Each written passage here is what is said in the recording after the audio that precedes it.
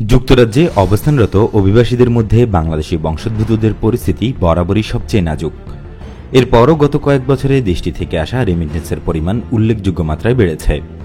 রেমিটেন্সের এই ঊর্ধ্বমুখী ধারা অব্যাহত ছিল চলমান মহামারীকালেও, যদিও এই সময় দেশটিতে বাংলাদেশি বংশোদ্ভূত অভিবাসীদের মধ্যে বেকারত্ব ও দরিদ্রতা দুই উল্লেখযোগ্য মাত্রায় বেড়েছে। অভিবাসনের জন্য বাংলাদেশিদের স্বপ্নের দেশগুলোর একটি যুক্তরাজ্য। ইউরোপের শক্তিশালী অর্থনীতির দেশটিতে কেউ যাচ্ছেন উচ্চশিক্ষার পাঠ নিতে, আবার রাজনৈতিক আশ্রয় কিংবা শ্রমিক হিসেবেও যুক্তরাজ্যমুখী হচ্ছেন কেউ কেউ। ব্যবসা বাণিজ্য সহ নানা কারণে দেশের উচ্চবিত্ত শ্রেণীর বিলাসী জীবনের তীর্থস্থান হয়ে উঠেছে ব্রিটেন। বর্তমানে যুক্তরাজ্যে অবস্থানরত বাংলাদেশি বংশোদ্ভূতদের সংখ্যা প্রায় 6 লাখ। স্বপ্ন ছোঁয়ার হাতছানি নিয়ে ব্রিটেনে অভিবাসী হয়েছিলেন তারা, যদিও তাদের উল্লেখযোগ্য একটি অংশ এখন বেশ শোচনীয় অবস্থায় দিন নিপাত করছেন। জীবনধারণের মৌলিক উপকরণগুলো জোগাড় করতেই হিমশিম খাচ্ছেন তারা। চলমান করোনা মহামারী তাদের আরও নাজুক পরিস্থিতিতে ঠেলে দিয়েছে। যদিও যুক্তরাজ্য থেকে বাংলাদেশে রেমিটেন্স প্রবৃদ্ধির চিত্র বিপরীতই দেখা যাচ্ছে। বাংলাদেশ ব্যাংকের তথ্যানুযায়ী গত অর্থ বছরে দেশটি থেকে রেমিটেন্স এসেছে রেকর্ড 202 কোটি 36 লাখ ডলার। কোভিডের আগেও 18-19 অর্থ বছরের ব্রিটেন থেকে দেশে রেমিটেন্স আসার পরিমাণ ছিল 117 কোটি ডলার। সেখান থেকে বেড়ে তা 19-20 অর্থ বছরে দাঁড়ায় 136 কোটি ডলারে। এর আগে 15-16 অর্থ বছরে রেমিটেন্সের পরিমাণ ছিল প্রায় 86 কোটি 93 লাখ ডলার। সেই হিসেবে গত 5 বছরে যুক্তরাজ্য থেকে বাংলাদেশমুখী রেমিটেন্সের পরিমাণ বেড়েছে 134% কিছু বেশি। আগে থেকেই বিপদের মুখে থাকা বাংলাদেশিরা কোভিডকালে গত 2 বছরে আর্থিকভাবে আরও বেশি বিপর্যস্ত হয়েছেন। করোনার আগে সেখানে বেকার ছিলেন 8% বাংলাদেশি, কিন্তু গত 2 বছরে তাদের মধ্যে বেকারত্বের হার সব রেকর্ড ভেঙে 37% গিয়ে ঠেকেছে। যুক্তরাজ্যের অর্থনীতি মূলত পর্যটন ও সেবা খাতের উপর নির্ভরশীল। দেশটির মোট জিডিপির 1/3 সেবা খাতের। এই খাতের বিপুল সংখ্যক ব্যবসা প্রতিষ্ঠানের মালিকানা ছিল বাংলাদেশিদের। দফায় দফায় লকডাউনে এসব প্রতিষ্ঠান ব্যাপক ক্ষতির শিকার হয়েছে। এতে চাকরির পাশাপাশি ব্যবসাও হারিয়েছেন অনেক বাংলাদেশি। ব্রিটিশ সরকারের পরিসংখ্যান সংস্থার 2019 সালের তথ্যানুযায়ী ওই সময় দেশটির 4% নাগরিক বেকার ছিল। তবে বাংলাদেশি বংশোদ্ভূত অভিবাসীদের মধ্যে এ হার ছিল দ্বিগুণ। তাদের মধ্যে 8%-এরই কোনো কাজ ছিল না। এই পরিস্থিতি বিপর্যয়কর দিকে মোড় নেয় চলমান মহামারীর প্রাদুর্ভাবে। দফায় দফায় কঠোর লকডাউনে মাসের পর মাস স্থবির ছিল ব্রিটেনের জীবনযাত্রা। এই সময় দেশটির গড় বেকারত্ব বেড়েছে। তার তুলনায়ও অনেক বেশি বেড়েছে বাংলাদেশিদের কর্মীহীন হয়ে পড়ার ঘটনা। রানিমেড ট্রাস্টের কোভিড-19 সার্ভের পরিসংখ্যান অনুযায়ী করোনা ব্রিটিশ বাংলাদেশিদের মধ্যে বেকারত্বের হার বাড়িয়ে তুলেছে 37%।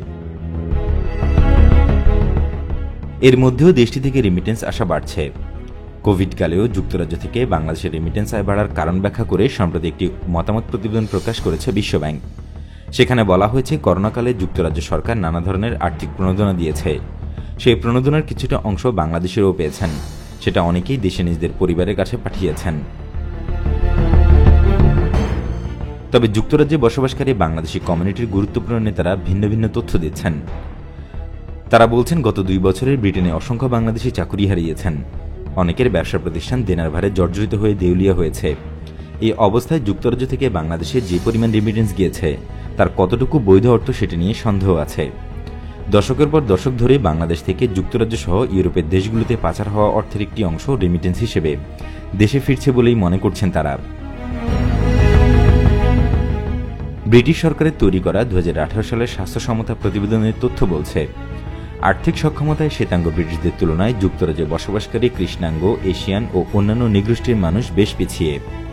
এর মধ্যে সবচেয়ে বেশি পিছিয়ে থাকা জনগোষ্ঠী বাংলাদেশিরা।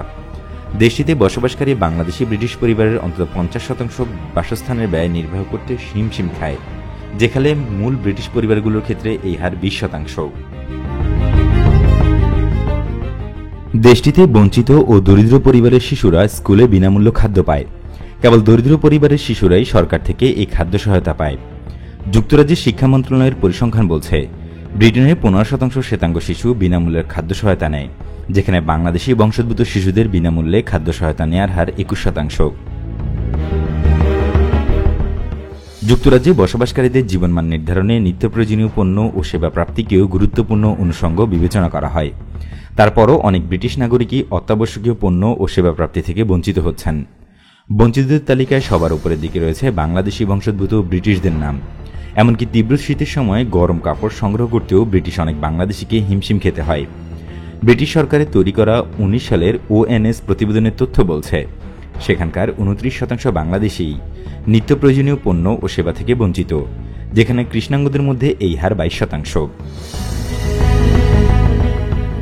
2016 থেকে 19 সালের তথ্য পর্যালোচনা করে ব্রিটিশ সরকার বলছে, একজন শ্বেতাঙ্গ ব্রিটিশ সপ্তাহে 518 পাউন্ড আয় করেন, যদিও প্রতি সপ্তাহে বাংলাদেশিরা আয় করেন মাত্র 365 পাউন্ড। সম্পদ ও সঞ্চয়ের দিক থেকেও বেশ পিছিয়ে আছেন বাংলাদেশি ব্রিটিশরা। ONS জরিপের তথ্য বলছে, একটি শ্বেতাঙ্গ ব্রিটিশ পরিবারের গড় সম্পদ, সঞ্চয় ও পেনশনের পরিমাণ 5,90,400 পাউন্ড, যেখানে পরিবার প্রতি মাত্র 1,41,100 পাউন্ড সম্পদ ও সঞ্চয় আছে বাংলাদেশিদের। সঞ্চয়ের দিক থেকে বাংলাদেশি পরিবারগুলো ভারতীয় ও পাকিস্তানিদের পাশাপাশি আফ্রিকানদের চেয়েও বেশ পিছিয়ে। 2020 সালে তৈরি করা যুক্তরাজ্য সরকারের জাতিগত বৈষম্য নিরীক্ষা প্রতিবেদনের তথ্য বলছে, ব্রিটেনে বসবাসকারী বাংলাদেশিদের মাত্র 46% নিজস্ব বাড়ি রয়েছে, যেখানে ব্রিটেনে বাড়ির মালিকানা থাকা জনগোষ্ঠীর গড় হার 63%। 68% শ্বেতাঙ্গ ব্রিটিশ ও 58% পাকিস্তানি পরিবারের নিজস্ব বাড়ি আছে যুক্তরাজ্যে। যে 46% ব্রিটিশ বাংলাদেশির বাড়ির মালিকানা আছে তার পরিস্থিতিও খুব বেশি সুখকর নয়। যুক্তরাজ্য সরকার বলছে, বাংলাদেশিদের মালিকানায় থাকা বাড়িগুলোর অন্তত 24% পরিবেশ স্বাস্থ্যসম্মত নয়। ঘাটতি রয়েছে বাংলাদেশি বংশোদ্ভূতদের বাড়ির নিরাপত্তা পরিস্থিতিতেও। আধুনিক সুযোগ সুবিধা থেকে বঞ্চিত এসব বাড়ি সংস্কার করে কোনো রকমে টিকিয়ে রাখা হয়েছে। পুরো যুক্তরাজ্যের বাড়িগুলোর মাত্র 3% স্যাঁতস্যাঁতে পরিবেশ দেখতে পাওয়া যায়, যেখানে বাংলাদেশিদের মালিকানাধীন বাড়িগুলো 9%ই স্যাঁতস্যাঁতে ও নাজুক। এমনকি 24% বাড়িতে ঠাসাঠাসি করে পরিবারের সদস্যদের নিয়ে বসবাস করছেন বাংলাদেশিরা। করোনার সময় অনেক বাংলাদেশি বংশোদ্ভূত চাকরি হারালেও কেউ কেউ আবার ব্যাপক মাত্রায় সরকারি সহায়তা পেয়েছেন বলে স্থানীয় বাংলাদেশি কমিউনিটিগুলোর একাধিক নেতা জানিয়েছেন। তারা বলছেন, যুক্তরাজ্যের লিভিং স্ট্যান্ডার্ড অনুযায়ী কোনো ব্যক্তি যদি চাকরিচ্যুত হন, তবে সরকার থেকে প্রতি সপ্তাহে তিনি কমপক্ষে 450 পাউন্ড ভাতা পান। বছরের পরিমাণ দাঁড়ায় ন্যূনতম 19,500 পাউন্ড। কোভিডের সময় কারো কারো ক্ষেত্রে এর সঙ্গে আরও বিভিন্ন ভাতা যুক্ত হয়েছে। তারা এই সময় বেসিক বেতনের পাশাপাশি স্বাস্থ্য ব্যয়, সামাজিক সুরক্ষা ব্যয় সহ বিভিন্ন খাতে নিয়মিত ভাতা পেয়েছেন। অনেকেই এর একটি অংশ বাংলাদেশে পাঠিয়েছেন। শুধু চাকরি হারানোরাই নন, করোনার কারণে ব্যবসায়িকভাবে যারা ক্ষতিগ্রস্ত হয়েছেন তারাও সরকার থেকে নগদ সহায়তা পেয়েছেন।